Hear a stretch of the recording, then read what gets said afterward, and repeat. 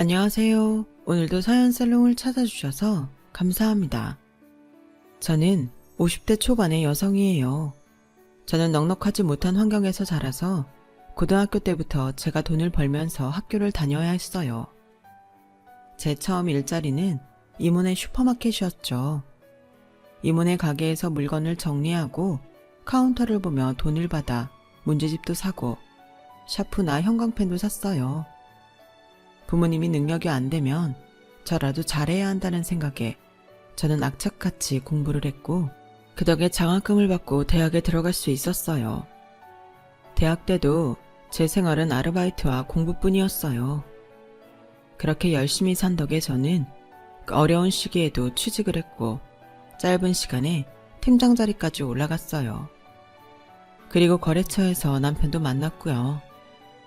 저도 열심히 살았지만 남편은 정말 누가 봐도 부지런하고 열심히 사는 사람이었어요. 저와 남편은 누구 도움 받지 말고 자기 힘으로 잘 살자는 마인드가 서로 통해서 계속 만나게 됐고 결혼도 하게 됐죠. 하지만 남편 집은 그래도 웬만큼 살았고 저희 집은 많이 기우는 편이어서 처음 인사하러 갔을 때부터 시부모님이 좋아하지는 않으셨어요. 시어머니는 처음 만난 저에게 대뜸 니네 집에서 우리 성훈이한테 빌붙으려고 하면 안 된다. 너도 잘 번다고 했으니까 니네 친정은 네가 책임져라. 라고 했고 남편은 바로 걱정 마요. 유진이네는 우리 형 같은 사람 없어요. 라며 말을 잘랐어요. 남편 형에 대해서는 처음 사귈 때부터 알고 있었어요. 남편이 솔직하게 털어놨거든요. 부모님이 너무 우리 큰아들 하면서 오냐오냐 키워서인지 형은 사법고시 좀 준비하다가 힘들다고 그만두고 그 다음부터는 무슨 사업한다고 했다가 빚지고 집에서 그 돈 갚고 지금까지도 계속되고 있어. 내가 벌어서 갚고 형 생활비까지 대줘야 될 때도 있었어. 난 그래서 형처럼 남한테 패기치면서 살고 싶지는 않아. 시어머니는 남편이 형 얘기를 꺼냈다며 속상해했죠. 그래도 큰아들 얘기가 안 좋게 나오는 건 싫었는지 시부모님은 더는 아무 말도 안 했어요. 저와 남편은 결혼식을 올리고 수도권에 조촐한 신혼집을 마련했어요. 그런데 신혼 초부터 아주버님이 너무 자주 오시더라고요. 처음에는 그러려니 했는데 나중에는 일주일에 사흘은 저희 집에서 묵더군요. 보다 못한 남편이 한마디 했어요. 형, 왜 자꾸 우리 집에서 먹고 자고 하는 거야? 우리 신혼인데 이건 아니지. 내가 지금 이쪽에 사업 벌려놓은 게 있어서 그래. 수익 나면 밥값 낼 테니까 걱정하지 마. 근데 너 결혼하더니 좀 변했다. 나 너 형이야. 니네 집에 좀 있었다고 이런 식으로 나오기야. 변하길 내가 뭘 변해. 결혼 전에도 형 이러는 거 싫어했어. 돈 안 줘도 되니까 좀 적당히 하라고. 라며 말다툼을 했고 저는 뭐라고 말할 수 없어서 가만히 있었어요. 그런데 다음날 회사로 시어머니 전화가 왔어요. 네가 지훈이 니네 집에 자꾸 온다고 뭐라고 했냐? 안 그러면 성훈이가 왜 지영한테 싫은 소리를 해? 네가 모르나 본데 지훈이는 우리 집안 기둥이다. 내가 얼마나 귀하게 키웠는데 네가 뭐라고 내 자식을 홀대를 해? 한 번만 더 내기에 지훈이 보고 뭐라고 했단 소리 들어와봐. 니네 잘난 신혼집 가서 한바탕 할 테니까. 라며 저는 뭐라고 말할 틈도 안 주고 쏘아대더니 전화를 끊더군요. 저는 신혼부터 시부모님과 갈등을 겪고 싶지 않아서 남편에게 아주버님 우리 집 오는 걸로 너무 뭐라고 하지 마. 사업하는 게 어느 정도 자리 잡히면 안 오시겠지. 그런 걸로 형제간 우애 상하면 안 되잖아. 사업은 무슨 결과 나와보면 알겠지만 뭔지 몰라도 하다가 중간에 그만두지 않으면 다행이야. 라며 질렸다는 표정을 지었어요. 하긴 그동안 돈만 많이 날렸다니 그럴 수 있겠다 싶었어요. 저는 아주버님이 뭔가 하려고 노력하는 거라고 좋게 생각하려고 했죠. 그런데 정말 남편 말대로 얼마 안 가서 가성비가 나쁘다더니 생각보다 수익률이 안 좋다느니 하더니 사업에서 손을 뗀다는 거였어요. 그리고는 투자하느라 빌린 돈이 있다며 남편한테 갚아달라는 거였어요. 설마 그렇게 당당하게 요구할 줄은 저도 몰랐어요. 남편은 돈이 없다고 거절했고 다음날 시어머니가 저희 집에 찾아오셨더군요. 네가 왜 돈이 없어? 꼬박꼬박 월급 받아 사는 건 결혼 전이나 똑같은데 이제 와서 갑자기 돈 없다는 게 말이 돼?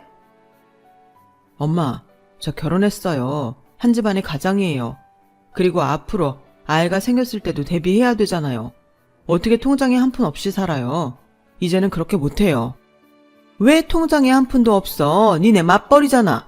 네 마누라가 지가 번 돈은 못 내놓겠다고 하니?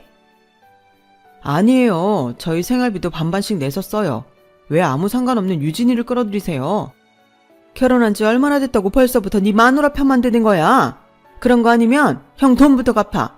네 형 저대로 실용불량자 만들 셈이야. 동생이 돼서 어떻게 그러냐? 내가 널 그렇게 키웠어?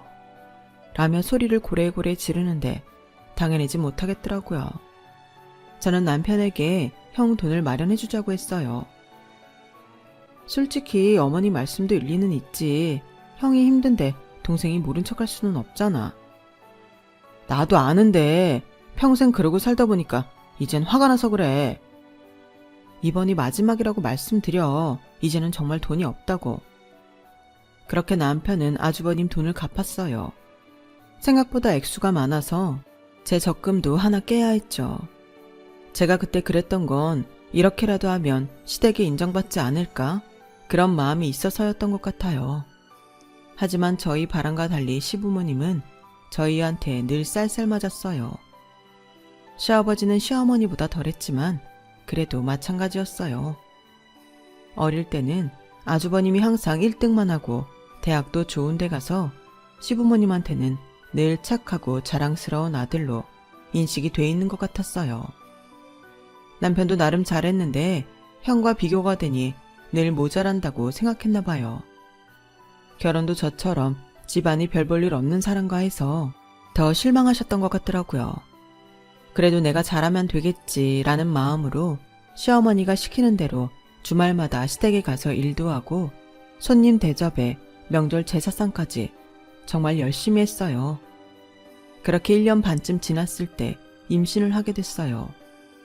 남편과 친정은 축하해주면서 제 몸 걱정을 해줬지만 시부모님은 나 망가지는 애가 졌냐며 오히려 왜 이제 생겼냐는 반응이었어요. 그래도 시어머니는 사과를 사서 집에 오셨길래 웬일인가 했더니 얘, 애가 졌다고 핑계대고 게으름 부릴 생각하면 안 된다 라고만 하고 가시더군요. 너무 섭섭해서 혼자 하루 종일 울었어요. 제가 결혼해서 시댁에 할 만큼 했다고 생각했는데 여전히 냉정하기 구시니 진짜 속상하더라고요. 그리고 제가 아이를 낳을 때는 더 했어요. 병원에서 아이가 옆으로 누워있다고 제왕절개를 해야 한다고 했는데 시부모님은 끝까지 자연분만을 강요하셨어요. 이때는 시아버지까지 나서서 애들은 자연분만으로 낳아야 머리도 좋고 성격도 좋다더라. 어디서 지 좀 편하겠다고 애를 멍청이로 만들려고 하냐? 라는데 아무리 설명을 해도 통하지 않았어요. 남편은 무조건 제왕절개를 하라고 했죠. 부모님 말 신경 쓸 거 없어. 제왕절개로 나오면 아이 머리 나쁘다는 그런 말도 안 되는 얘기는 어디서 들었는지 원. 하지만 시어머니는 제가 아이를 낳을 때 의사한테 꼭 자연분만으로 낳아야 된다고 고집을 피웠어요. 보다 못한 의사가 어머니께서 아이 낳으세요. 자연분만 고집하면 아이도 산모도 위험할 수 있어요. 라고 했지만 시어머니는 잘못해서 내 귀한 손자 얼굴에 칼자국이라도 나면 어쩌려고 그래요. 제왕절개 했다가 애가 머리가 나쁘면 선생님이 책임질 거예요.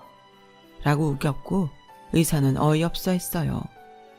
결국 저는 자연분만을 먼저 시도했지만 의사의 경고대로 10시간이 지나도 아이가 나오지 않고 저와 태아가 모두 위험해지자 남편이 시어머니를 집에 보내고 제왕절개를 해달라고 했어요. 그렇게 우여곡절 끝에 저희 첫 아들이 태어났어요. 하지만 시부모님은 미역 한 줄기만 다른 사람에게 보내고 병원에 한번 찾아오지 않았어요. 그 당시 아주버님이 여자를 만나게 됐는데 그 여자가 변호사이고 집도 잘 산다고 하더군요. 제가 아이를 낳을 쯤에 아주버님은 여자를 집에 데려온다고 했고 그 바람에 시부모님은 저희는 안중에도 없었어요. 제가 아이를 낳고 이틀 후에 여자가 인사를 다녀갔다더라고요. 나중에 집으로 아이를 보러 온 시어머니는 저희 집에 있는 내내 예비 며느리 칭찬만 하셨어요. 변호사라 그런지 애가 어쩜 그렇게 세련되고 남다른지 몰라. 그래서 다들 그렇게 사짜 며느리 사위 보고 싶어 하나 봐. 지훈이는 여자를 만나도 아주 똑 부러지는 애만 골라서 만나니 얼마나 좋아. 남편은 출산일로 자기 부모님에 대해 다 포기한 것 같았어요. 제가 첫 손자를 낳는데 형 신부감이 집에 인사 오는 게 더 중요하냐며 목청을 높여서 싸웠지만 시부모님은 오히려 남편만 욕을 했거든요. 그래서인지 시어머니가 무슨 얘기를 해도 들은 척도 안 했고 저도 섭섭한 감정조차 생기지 않아서 아무 말도 하지 않았어요. 어쨌든 아주버님 결혼 얘기는 잘 진행이 돼서 양쪽 집안이 상견례를 마치고 본격적인 결혼 준비를 시작했어요. 저는 결혼식 하는 날까지 몸조리도 끝나지 않은 상태에서 너무 많은 일을 해야 했어요. 예단을 사는 것부터 음식 장만까지 시어머니가 전부 저한테 떠맡겼거든요. 남편은 저를 도와주며 아주 질린다며 어디 멀리 이사가서 살자고 하더라고요. 저도 그러면 좋겠다는 생각이 들었어요.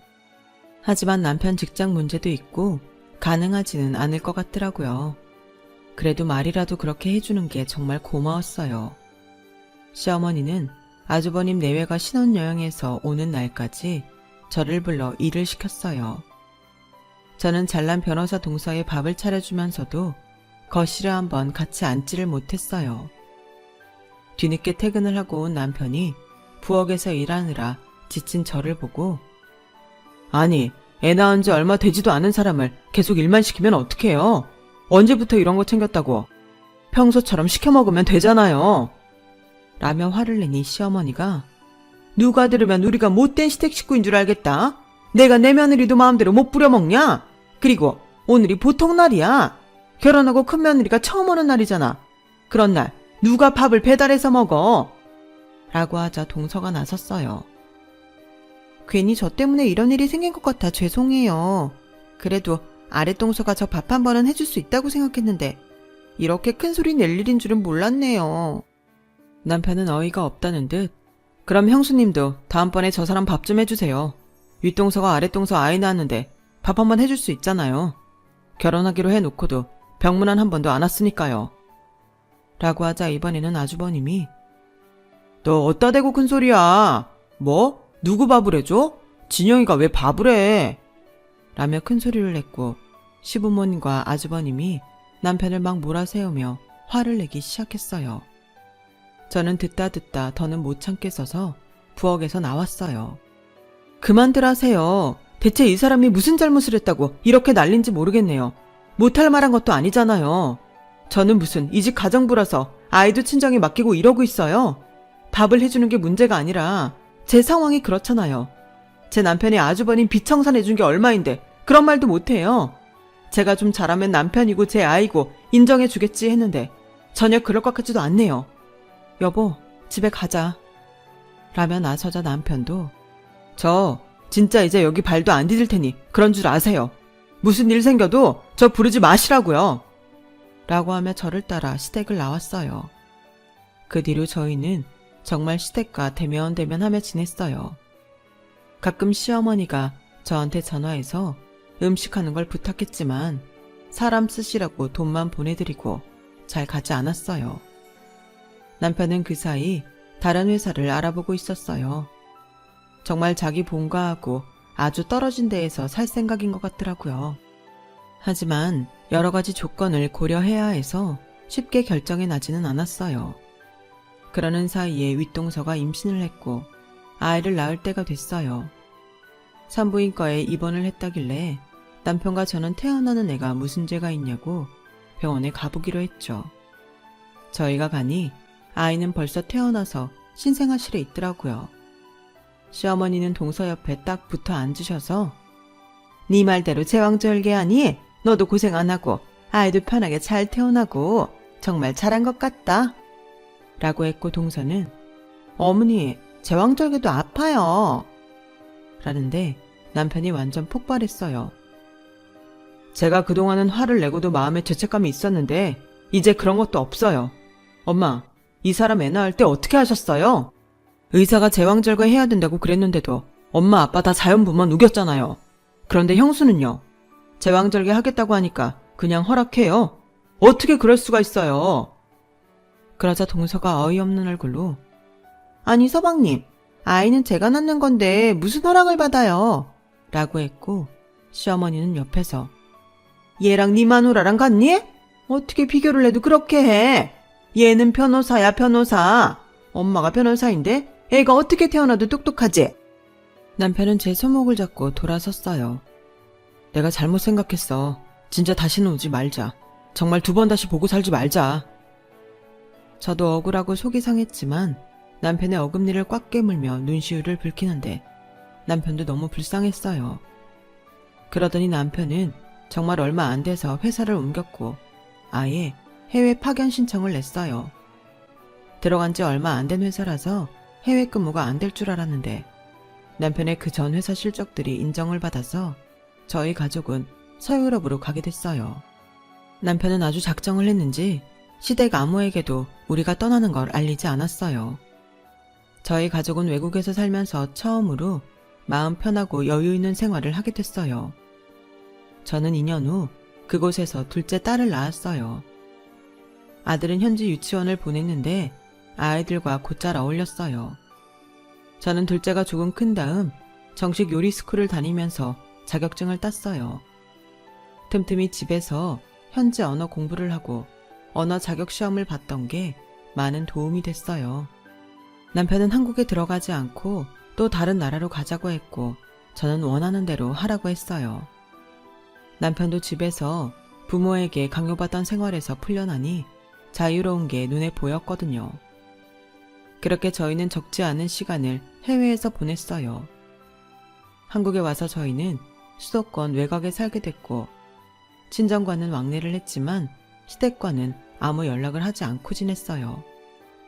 가끔씩 저라도 다시 연락을 해야 되는 거 아닌가 했다가도 아이를 출산할 때 겪은 일이 떠오르면 몸서리가 쳐져서 그만뒀어요. 저는 외국에서 같이 요리 공부를 한 사람과 파스타 가게를 열었어요. 레스토랑은 젊은 사람들 입소문을 타면서 잘 되기 시작했고 아들은 미국에 있는 좋은 대학 법학과에 합격을 하게 됐어요. 남편 회사의 법무팀에 있는 국제 변호사가 특별히 잘 봐줘서 미국 대학에 추천서를 써줬거든요. 딸도 공부를 잘했는데 한국에 있는 대학을 가겠다고 했어요.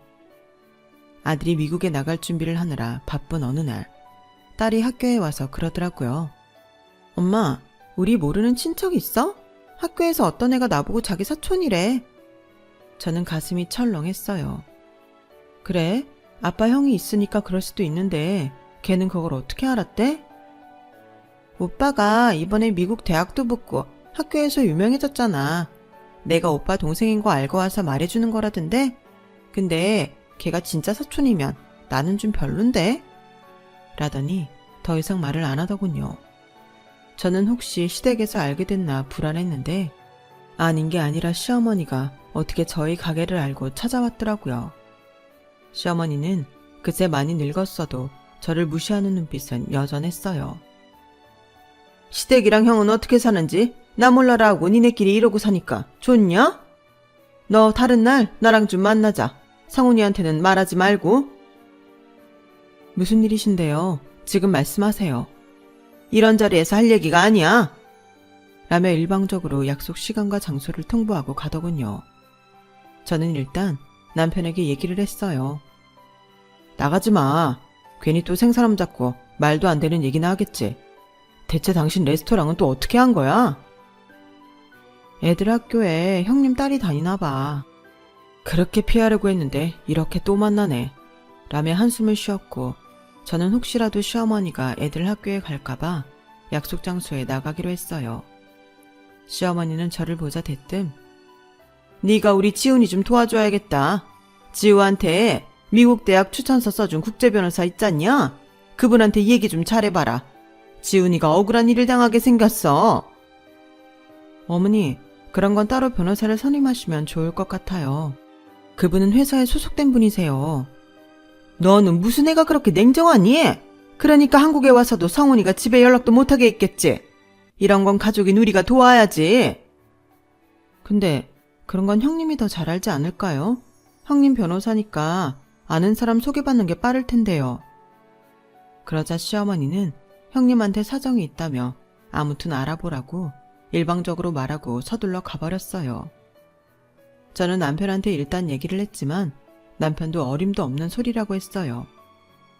별걸 다 일을 시키네. 당신은 신경 쓰지 마. 또 연락 오면 그때는 내가 알아서 할게. 다음 날은 저희 가족이 그 변호사분과 만나는 날이었어요. 아들 추천서를 써준 데에 감사 표시로 식사를 하기로 했거든요. 아들과 회사 근처에 다다르니 어디서 남편이 화가 난 목소리가 들리더라고요. 보니까 남편이 시어머니와 싸우고 있었어요. 너무한다고 생각하지 않아요? 우리 지우한테 축하한다는 말 한마디 없이 변호사부터 소개해내라뇨. 지금 그게 중요하니? 네 형이 어렵게 됐는데. 그럼 형수 보고 변호를 하라고 하든지 아니면 변호사 소개시켜달라고 하세요. 그런데 때마침 변호사님이 저희를 알아보고 오셨어요. 김 부장, 얼른 자리 옮기지. 조금 있으면 사람들 붐빌 텐데. 하다가 시어머니와 눈이 마주쳤어요. 그러자 시어머니는 놀라서 저한테 혹시 지우 추천서 써줬다는 변호사가 저 사람 맞냐? 네, 맞아요. 저분 아세요? 라고 하자 시어머니는 변호사 앞에 고개를 숙이면서 아우, 변호사님 이렇게 다시 뵙네요. 성훈이가 제 둘째 아들이에요. 지훈이가 얘 형이죠. 저희 둘째 봐서라도 지훈이 좀 잘 봐주세요. 저희가 잘못했습니다. 알고 보니 아주버님이 또 무슨 사업을 한다고 했다가 남편 회사 특허권을 침해했다더군요. 그것 때문에 회사 측에서 아주버님을 상대로 소송을 했고 같이 동업하던 사람은 발뺌을 하고 빠져나갔다는 거였어요. 그래서 아주버님이 다 뒤집어 쓰게 됐다는 거였지만 회사에서는 아주버님이 전에도 다른 회사 특허권을 침해한 적이 있기 때문에 믿을 수 없다는 입장이었어요. 변호사님은 이런 일은 여기서 얘기할 사안이 아니라며 바로 저희와 함께 자리를 옮겼어요. 시어머니는 저를 붙잡고 네가 옆에서 잘 좀 얘기해봐. 네 남편도 형이 잘못되면 창피해서 회사 다니겠어? 저 사람하고 상관도 없는 일인데 뭐가 창피해요? 어머니 저한테 이러지 마세요. 예전에 저한테 어떻게 하셨는데 저한테 이런 부탁을 하세요? 너는 어른한테 혼 좀 났다고? 그걸 가지고 여태까지 꽁하니? 어머니, 저도 좋은 날 시끄럽게 하고 싶지 않아서 참았는데요. 그게 좀 혼난 건 아니죠. 저한테는 의사가 위험하다고 했는데도 자연분만 고집 부리시고 지우 낳고 얼마 안 됐는데 형님 온다고 음식 다 만들게 하시고 그런데 형님한테는 제왕절개하는 거 아무 말씀도 안 하셨잖아요. 라는데 앞서가던 변호사님과 남편이 돌아서서 제 이야기를 듣고 있더군요. 변호사님은 시어머니에게 그만 돌아가시는 게 좋겠습니다. 라고 냉정하게 말씀하셨고 그제야 시어머니는 자리를 떠났어요. 나중에 딸한테 얘기를 들으니 형님은 벌써 이혼하고 다른 남자와 결혼했다더군요. 아이는 아주버님과 시부모님과 살고 있는데 딸 얘기를 들으니 다른 학교에서 말썽이 있어서 1년을 쉬었다가 애들이 다니는 학교로 전학을 왔다고 해요. 결국 아주버님은 손해배상으로 엄청난 금액을 물게 됐고 시부모님은 어쩔 수 없이 집을 팔고 지방으로 이사를 가게 됐어요. 시어머니는 나중에 저한테 와서 그동안 잘못했다고 싹싹 빌었고 남편은 그래도 다시 보지 않았으면 좋겠다고 했어요. 저도 예전 생각하면 시댁 식구들 보기가 참 힘들고요. 대신 매달 형님 딸이 고등학교 졸업할 때까지 용돈만 조금씩 보내기로 했어요. 제가 학교 다닐 때 어려웠던 게 생각나서 그랬죠. 그 이상은 시댁과 엮이기도 싫었고요. 지금은 다들 커서 더는 시댁과 연락하지 않고 각자 살고 있답니다. 제 사연은 여기까지예요. 긴 얘기 들어주신 분들 정말 감사하고요. 모두 행복하시고 좋은 가족과 좋은 하루 되셨으면 좋겠어요. 다들 건강하세요. 여러분, 사연 댓글에 응원과 현명한 조언 부탁드려요. 좋아요와 구독은 저에게 큰 힘이 됩니다. 오늘도 좋은 일 가득하세요.